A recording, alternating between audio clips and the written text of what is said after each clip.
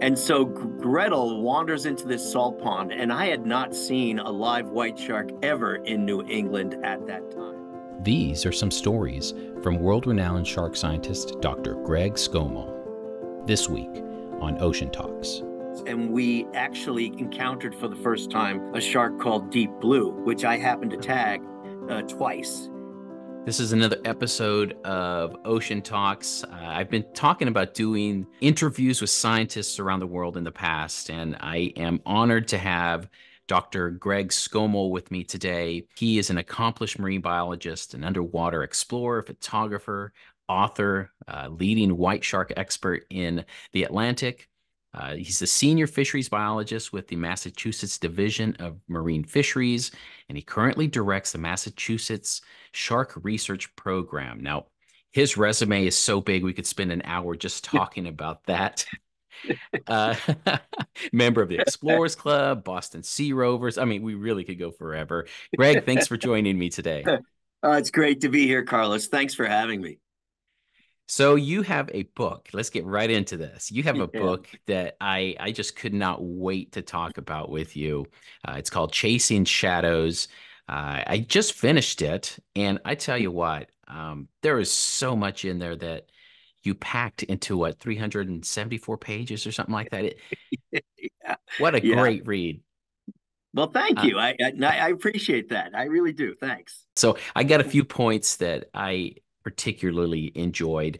One is the story of Gretel and how you released her into the open ocean. Give us a little overview of what that was like. Well, when Gretel, so Gretel is a white shark, a big female white shark that swam into a small salt pond, an estuary not far from where I lived on the Vineyard. It was a small island of Noshawn off Cape Cod. And so Gretel wanders into this salt pond, and I had not seen a live white shark ever in New England at that time. And then I get a phone call saying there's a white shark trapped in a small salt pond. And so to make a very long story short, in that whole chapter, it was fun to relive because we're up on the 20th anniversary of that. But here was this big female shark that we put within 2 hours of meeting her, I put a very sophisticated satellite tag into her, all excited and thinking this is going to be the first glimpse into the behavior of white sharks in the Atlantic Ocean using this new pop-up satellite tag technology. And then she wouldn't leave, and she ended up staying for 2 solid weeks. And I got to tell you right now, this is a very private island where she was. They didn't like the idea of news helicopters and the general public encroaching upon them, but the whole world descended on us because here was this captive white shark, that wouldn't leave this small pond. And it became really apparent to us that we were going to have to force her to leave. And she ended up staying for just shy of 2 weeks. And we ended up having to use all kinds of different techniques. Can't imagine seeing such a marvelous creature in a small place like that. And without spoiling how this ends, you did get the shark out, and that was so cool. And the idea that finally worked to get the shark out of one pond to another pond and finally into the open ocean, that was pretty cool. So you're gonna have to read the book to find out how they got this shark out. And to learn and to figure out what we learned from that tag too. Yes. It's a little bit of a heartbreak at the end, but you'll see. As far as the science is concerned, it was a little bit heartbreaking, but the shark got free, and that's good. What you learn in the book is my childhood dream, of course, is to see and work with these fish, and it was a pivotal moment in my life. Definitely pivotal, and I could really relate to it on the sense of what that feeling is of seeing your first white shark, because you do talk about having spent so much time just enamored with these creatures and never actually seen one in real life. For me, I wasn't necessarily obsessed with sharks or wanting to be a marine scientist. I just happened to come across this amazing scene of a shark the first time I saw one, and I had no way to record it. And I'm a photographer, and it just drove me nuts. So I think I even put a post on Instagram talking about how Man, I just blew my only chance to photograph a white shark probably ever in my life. And little did I know that I'd be filming him almost daily. Yeah, and producing some of the most riveting footage I've ever seen of this species. Thank you. Really Thank you so amazing much. stuff. So I really, really get that sense of what that first time you see that dorsal fin is like. It's almost cliche to say they're misunderstood these days because it's just that's something everybody says, right? Right. But we're coming up on the 50th anniversary of Jaws next year. What I like about your book is I found myself being very nostalgic, even though I wasn't a teenager or a grown adult at the time that the movie came out or whenever you were going through the early research. But I just found myself in this nostalgic feeling of imagining a world of like Jaws and your research at the same time and how you were just inspired by Hooper. Yeah. I love that whole arc there. It's so cool. Yeah, I mean, so I've lived during a very special period when it comes to scientific research and sharks in general, and specifically great white sharks. When I was a kid, the movie Jaws came out, and it, of course, portrayed the great white shark as this evil villain, right? With so many attributes, some of which were true, and most of which were not. But people latched onto it, and I was fascinated by it. I was fascinated by the scientist, Matt Hooper, played by Richard Dreyfuss in the film. And I looked at that character and I said, boy, that would be a really cool job because I love fish, I love the ocean, I really love sharks. And that guy gets to study sharks. And wouldn't it be fantastic if I could actually do that for a living and spend my life doing it? And so it was my passion, but we knew very, very little about the species because we could not predictably find it, right? We Mhm. couldn't find it. But over the trajectory of my career, is also the trajectory of discovery with regard to this species. And so, the book traces my life and starts with those early moments, but also talks about how technology evolved, and also this conservation success story here in New England, where we're now restoring, white shark prey, that is seals. Seals are coming back to New England because of steps we've taken. After taking some steps to hurt them, we're now bringing them back. And now the white shark is coming back. So I'm living during this incredible experience of this conservation success story. And now I have predictable access to white sharks and I'm living this dream, right? So the book's about chasing shadows, right? And it's got a number of different meanings. For me, it's chasing dreams, and I'm hoping inspiring kids to chase dreams with the book, and of course the shadows of the white sharks as well. So yeah, the movie Jaws was pivotal in my life. But now I think of this book also, Carlos, as perhaps trying to set the record straight relative to the history of this species in this part of the world. Jaws was fiction. This is nonfiction, and this Mhm. hopefully will inform the public and move them away from the fear generated by Jaws. Yeah, and that's something that you really touch base on in the book so well is the amount of kind of the balance between understanding these are apex predators and that they can be dangerous to humans, but it takes that education. And you spent so much of your time educating not just I mean government officials for the for the most part, right? But Yeah, but a lot of them. citizens and fishermen. I mean, I had no idea that you spent a good portion of your early career going to fishing tournaments. And that was very telling for me because um in today's modern idea, fishermen sometimes get the bad reputation. But there are a lot. I have my best friends are sport fishermen, and they have contributed quite a bit to the science. And it's pretty. It's you have to read the book to really understand how, but it's Right. really really well done. Like in any profession, there's good players and bad players, right? Mhm. Um, I was really fortunate when I was coming out of still at the University of Rhode Island as an undergrad to meet, one of my mentors here, who I talk about extensively in the early part of the book, part one, and that's Jack Casey. And what I learned from Jack Casey is by working with fishermen, he was able to harness their energy, their interest, and their efforts to learn about sharks. And specifically, he started the shark tagging program, the largest running shark tagging program in the world. And so the tagging efforts, all that early rich nostalgia you reference is, I think, important when we put the context of shark research in New England, in the Northeast, and I go over this in the book extensively. It's very interesting, the arc of the technology, how you've utilized it. And I think you even say it in the book, you found yourself in the right place at the right time multiple times. I don't know what kind of Yeah. magic potion you're using on this, but it's incredible how many times you're at the right place at the right time. But Yeah. technology is a big key here. You're referencing the explosion in technology. And again, it's like going from, you know, Model A Ford, right, to a Corvette over the course of my life, which is a really cool time to live, right? So, the very first tags that I learned to use were little marker tags that you put on sharks. And if that shark ever gets captured again, you can read the little marker and tell me the number, and you get 2 data points.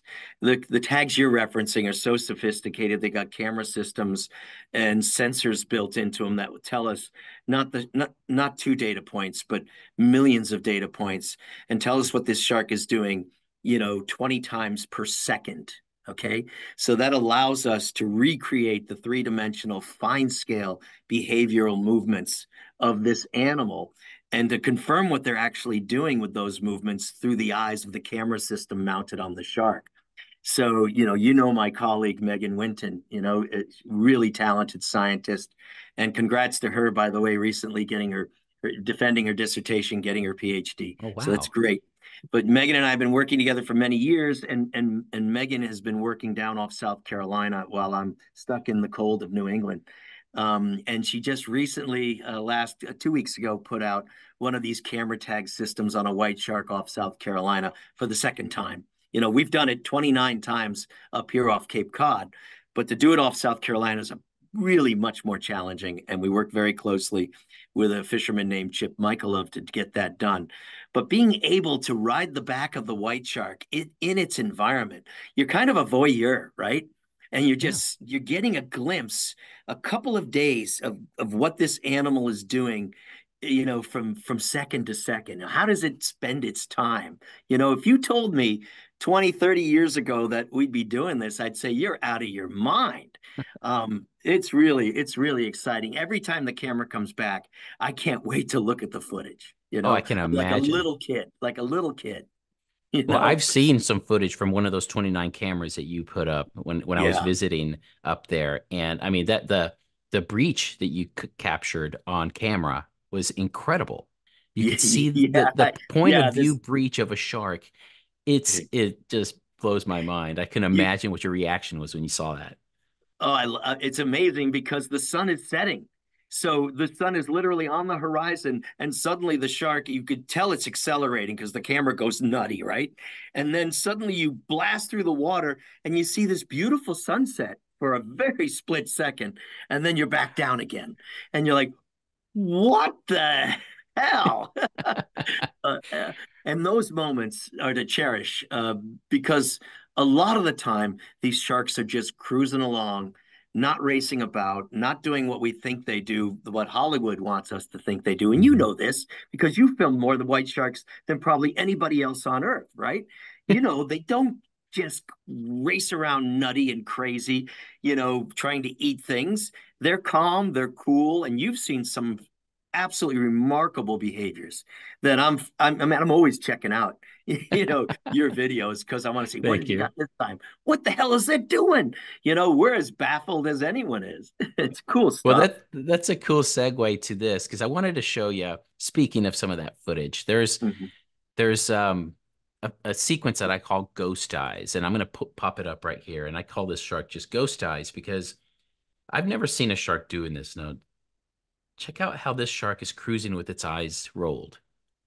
Oh, what is So that? he's not making a predation attempt. He's not doing anything, but he did this continuously.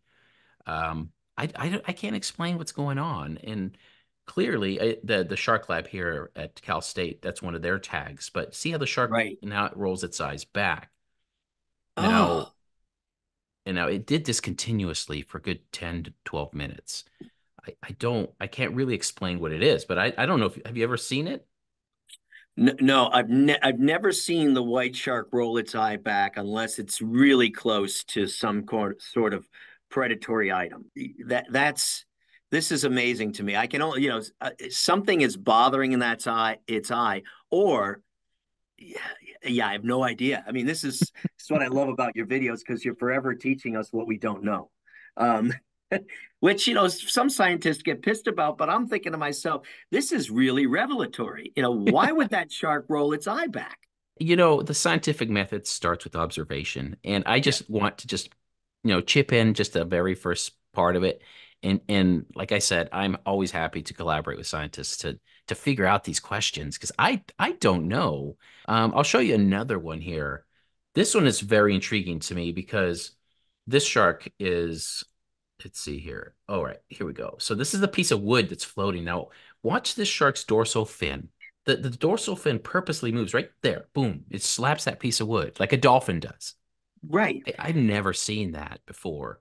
No, Uh, you're baffling us, but that's what I love about your stuff because you're capturing footage and behaviors that have never been seen before and are not easy to explain to anybody in the scientific community. It's very difficult to explain that. And I don't know why. Is the dorsal fin much more of a sensory organ than we think it is? Where uh-huh. it uses it to do more than just swim straight? I think so because I'm getting a lot of footage of sharks touching kelp Yep. strands or strings of kelp with their dorsal fin, just using their dorsal fin to touch objects.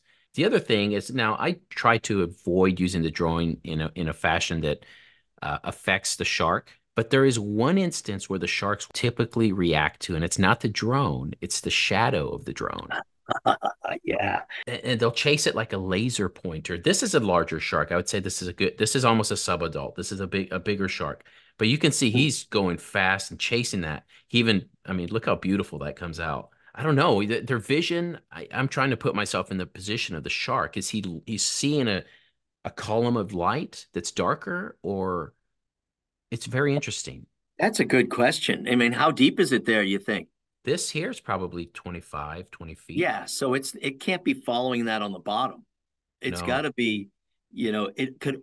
So there's this famous footage of me on the pulpit of the boat with a white shark coming up out of the water Hmm. and seemingly going after me, right? Hmm. Its breach is right underneath me and with its mouth wide open. And people ask me all the time, what do you think it was doing? And I think it was striking the image of me on the surface. It perceived the image of me on the surface as a potential prey item. Hmm. And perhaps in the case of the shadow of the drone, it's some image that it perceives. And for the most part, we believe they're colorblind. It's all about shades of black and white. And so they're very good at differentiating seeing contrast Hmm. and perhaps picking up that contrast is what it's doing. And it's curious about that shadow. And I think you've alluded to enough, and I talk about it, the curiosity of these animals. Um, but here's that great footage you shot of me tagging. So this, Mhm. I shot this footage back in, what is it, August of 2022. I joined you on a tagging mission, which is to this day one of the highlights of my career. That Oh, was wow. I'll take an that. awesome, That's great. awesome day. I can't wait to get back out there with you. Um, Please come visit. so for those of you who don't know what a pulpit is, I'm showing on the screen here. That's Dr. Skomal at the very edge there. This is described very, very well in the book, what the pulpit is. But you spent a good portion of your career at the end of that pulpit, right? Yeah, yeah, yeah. Some fishermen call it a stand. We call it the pulpit of the boat. And I'm out there on the end of it. And the reason boats have pulpits is because you can get ahead of the noise of the boat and not spook the fish. And here you can see me, placing that really tiny intramuscular dart at the base of this shark's dorsal fin. It's really the best footage I've ever seen of this. Oh, thank you. I love it. There's a good portion of the book that talks about tags and how they've been so important to your research. I think a big misunderstanding in the general public is how tags are used or placed. And something that is really, really interesting to me and how you do it is yours is very non-invasive. You're placing essentially like an earring on just beneath the dorsal fin on that cartilage. Because of social media, we've kind of think that every single tag is connected to some satellite in space, and that just because a shark has a tag on it, we know exactly where they are. But tell us a little bit about your tagging and how it's non-invasive and how it works with the arrays.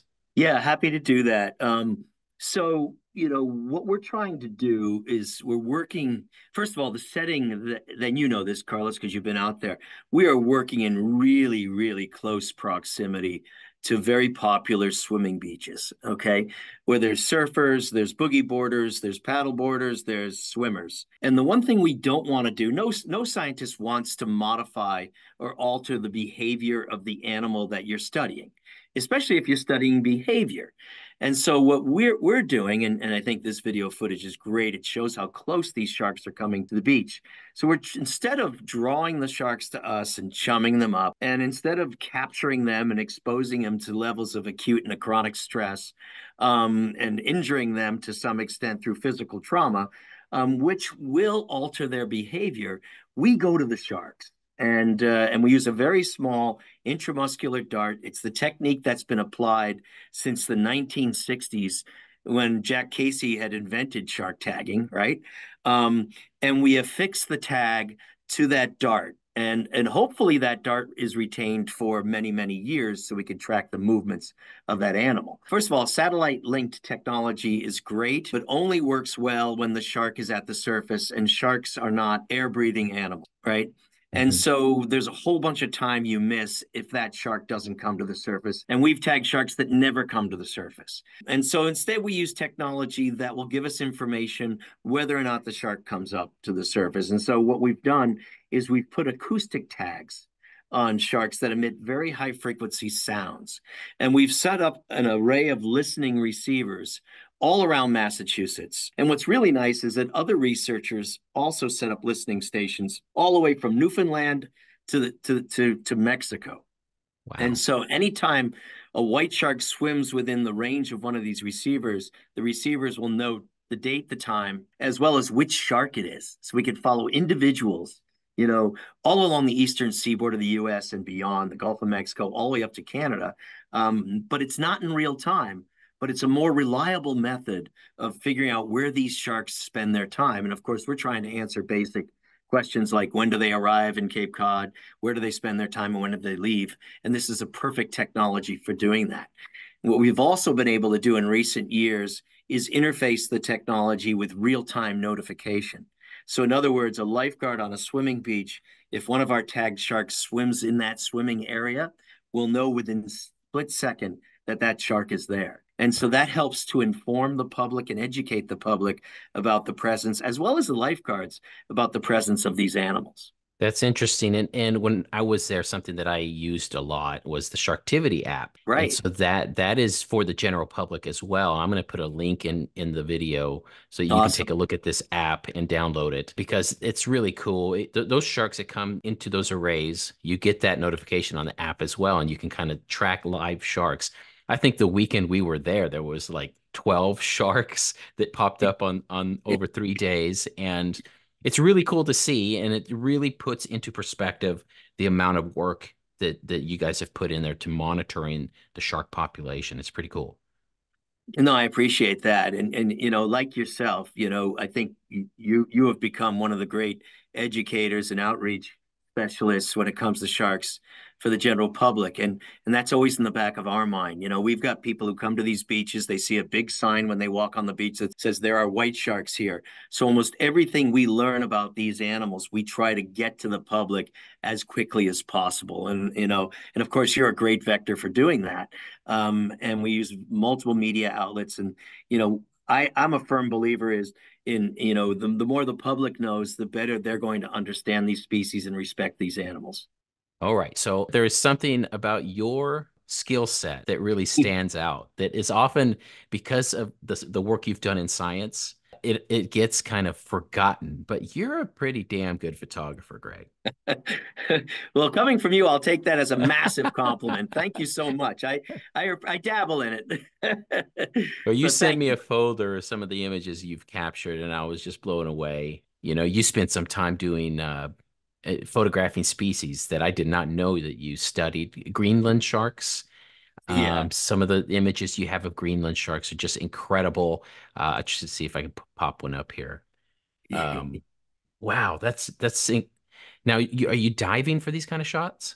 Obviously, or Yeah, is that yeah. a So, wow? my father loved photography, even though he was a photographer trapped in the body of an insurance agent.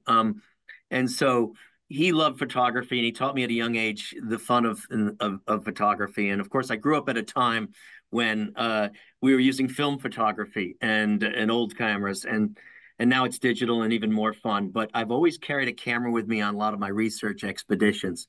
And I've been pretty lucky to get in the water, and that Greenland shark shot, for example, was shot way back in 1999 when we were doing the very first tracking study on Greenland sharks, and we were diving under 6 feet of Arctic ice, Oh in wow. 28-degree water. And I captured that image. I said, "Give me my camera, give me my camera." We were making a TV show at the same time. I wish I could have my camera with me more, and perhaps when I get into my retirement years, I will take more and more photos. But I do love doing it, and capturing images like this to share with the public. Well, you're gonna have to join my photo expedition in the Sea of Cortez for sure. We'll get Oh, you in the water with a camera. I'd love to do it, Carlos. I'd love to do it. Oh man. So this basking shark, where'd you shoot that? That's a beautiful shot. That was in the Irish Sea, the Isle of Man. I was working Oh on a wow. project with a filmmaker there and with some local scientists. And I always try to work with the local scientists. And I got a chance to jump in the water and spend an afternoon with basking sharks. And yeah, that was that. And this, of course, it's Guadalupe Island. One of my Mhm. first trips out there back in 2005. The conditions that day were spectacular. That's just beautiful, beautiful. And this is a shot that I really, really aspired to capture. That's a really hard shot to take, even at Guadalupe Island, which is, I assume, where you took that maybe. Um, Yes, yes. It it's was a just so shark. hard. Yeah, it was a shark charging a bait. And, getting this in focus, there's so many things that can go wrong, right? Hmm. And I got lucky. I always find myself in the right place at the right time. And Jack Casey once said to me, I'd rather be lucky than good. And you know what? I think a lot of times I'm luckier than I am good, but I'll take it. You sent me a file with other photos. What's going on here? Oh man, this was an incredible project we did at Guadalupe. We were trying to develop drone technology that would allow us to follow sharks when they dove deeper than we can, right? And Guadalupe Island is a great place where this happens routinely. White sharks tend to spend a lot of time at depth. So like the bulk of their time, they're at depths greater than, 50 meters. And so we wanted a way to follow them. And so we worked closely with the Woods Hole Oceanographic Institution to develop this drone technology, which is basically an autonomous underwater vehicle. And when we went out there, we were following white sharks. And on that very same trip, I was working with Mauricio Hoyos, and we actually encountered for the first time a shark called Deep Blue, which I happened to tag twice. And so that aside, we were tracking Deep Blue and other sharks, and we were finding that the sharks were even going deeper than our vehicle could go. And so we would be hovering down at about 300 feet deep with the vehicle, hoping the sharks would come up. And what ended up happening is on 10 occasions, the sharks came up and did this and Wow. actually attacked the AUV, attempting to kill it. And Wow. so, if you've ever seen a bunch of engineers cry, it was certainly during this event. This are very expensive underwater vehicles, and luckily, no harm was done to them. We ended up making a TV show that aired on Shark Week, obviously, and then we published a paper about the subsurface predatory behavior of white sharks at Guadalupe Island. So I did not know you had tagged Deep Blue, and Deep Blue's a legendary shark. The whole world knows who Deep Blue is. Yeah. What was that like? Is she how big is she? She's all of 18. 19 feet long. I mean, people want to say she's over 20 feet. I've got some drone footage of her we shot at the time using the boat as scale. I can get it up to about 19 feet in length. I think the most impressive aspect of these largest of white sharks, and this, is not so much, yeah, their length is pretty impressive when you pace it out, but it's their girth. It's the fact that these animals are so large around, and just it's all muscle. It's all muscle. So seeing, Deep Blue and being able to tag her, and then we actually tracked her with the AUV. And I remember when the producer of the show, the director of the show, I mean, asked Mauricio what he wanted to name her. And I thought Mamita would be kind of nice, little mom. And he said, no, no, no, we're going to go with something like Deep Blue. And I said, that's kind of cool. But Deep Blue came back around and we tagged her again. And then, and she came back around another day, and then disappeared and was sighted years later, of course, off Hawaii. But an amazing animal to see, because you don't appreciate that size when I tell it to you. You appreciate it when you see it. And we think about size because everybody's obsessed with size with sharks, but I'm more obsessed. My personal obsession is the age. Yeah. Because once they get to a certain size, their growth starts going out instead of long ways, right? How Right. old do you think Deep Blue is? Based on the growth curve that colleague and I produced a few years ago, she could be, certainly in excess of 50 years, but, also in excess of 70 years. Like you Wow. said, their length slows down and even stops while their girth grows. But we tend to produce we produce growth curves based on length. So at some point in the growth curve, it just flattens right out. So that animal is going to be anywhere between 50 and 70. And that's really amazing. That's really amazing because, and I try to tell people as much as I can about the longevity of these animals, because for some reason, humans really relate. It's like the amount of respect we have for an animal is directly proportional to how long it lives. Okay, right? Right. If I see a white shark that could be 70 years old, I start to look at it and go, wow. When you talk to people that are 70 years old, they have 1,000 stories, 10,000 stories. They've lived through so much. And then so now I look at a big white shark and I go, what have you lived through? What have you seen? What can you teach me? If only you Right. could talk, right? And then Um, you were in the presence of, I mean, Greenland sharks, they're 200 years old. I can yeah, imagine just what, the that Earth was that's completely different. yeah, and to be, this was back in '99, and so to be one of the first people to be able to film, to tag, and to be in the water with a Greenland shark, it's a prehistoric looking animal, right? And it's like being flashed back into prehistoric days, and it was just the harshest of conditions I've ever dove in my life. But Mhm. to be with this animal was just like, holy, this is truly an amazing experience. I'm trying to find Greenland sharks myself. I know that the key up there is that the fishermen, they do come to the surface. I was very surprised to learn that they spend some time at the surface, more than Yeah, I thought they did. So that's good for me for the drone. They're under ice, absolutely. but yeah. So is there anything else you want to talk about that is relevant to the book or the research, some new project coming up? Well, I love the fact we talked a little bit about the Greenland shark, because in the book itself, I do kind of wander off the white shark path and talk about my trajectory as a shark scientist, and I go down the road of basking sharks. I go down the road of my experience with the Greenland sharks. And so I hope it's much more for those who just don't want to be focused on white sharks. I hope there's a few vignettes and adventures in there more so than the white shark trajectory. One last thing that I want to talk to you about is Atlantic White Shark Conservancy and how the public having an advocate as a citizen is so vital to the science. As an observer, it's very easy to see scientists in one group and citizens and the public and another group. And there's not normally a good intersection between them. In the book, you talk about how that became, how there was doubt at first. I know that relationship didn't start like that.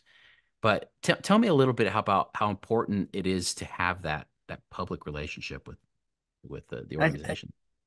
I think one thing, and thanks to your efforts as well, right? I think scientists are realizing they can't be everywhere all the time, and they don't always interpret things correctly. And I learned it early on because I work closely with fishermen, both commercial and recreational, and I've had tremendous respect for them, and their observations mean something to me. But citizens out there who are collecting data are providing really useful information. So bridging this gap between science and the general public is really, really important. And one of the vehicles that makes that even easier is for me, the Atlantic White Shark Conservancy, which is a nonprofit organization that I work with and have been working with since it was established back in 2012. We were off to a kind of a rocky start in the beginning, but that was really, really in the early stages. But we quickly became very close partners, and their mission is quite simple: to support research, which they have done with us more than any other organization, to promote public education, which they have done for white sharks in the Atlantic more than any other organization, and to also enhance public safety. And I think that's critically important. One of the things I don't forget as a scientist, and there was a time, and some scientists still bury their heads in the sand when it comes to discussing shark attack, right?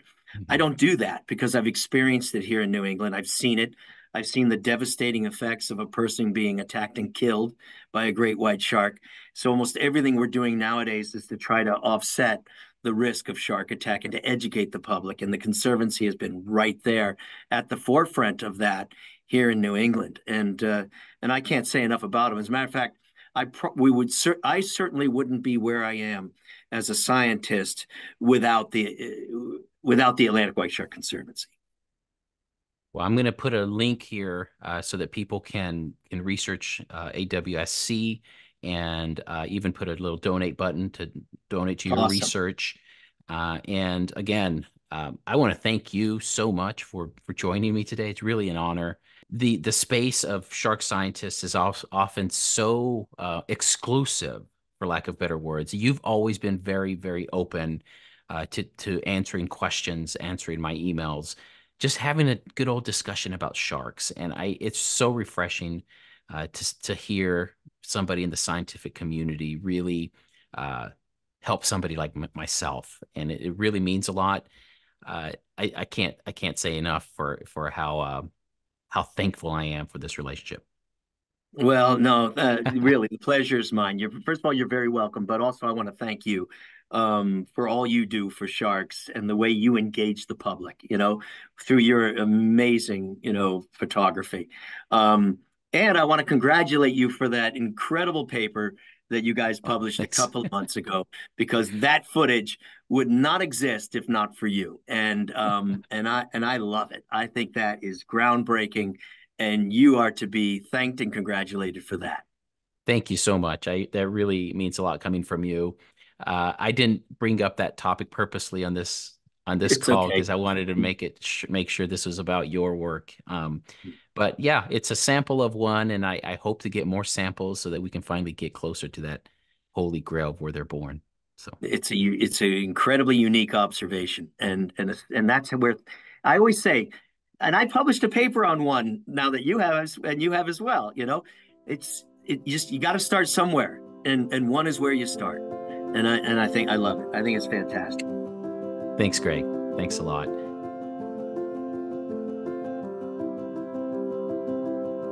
Hey, friends, thanks for watching this episode of Ocean Talks. If you want to order Chasing Shadows, check out the video description below for a link to how you can order both the audio version and the book version of Chasing Shadows.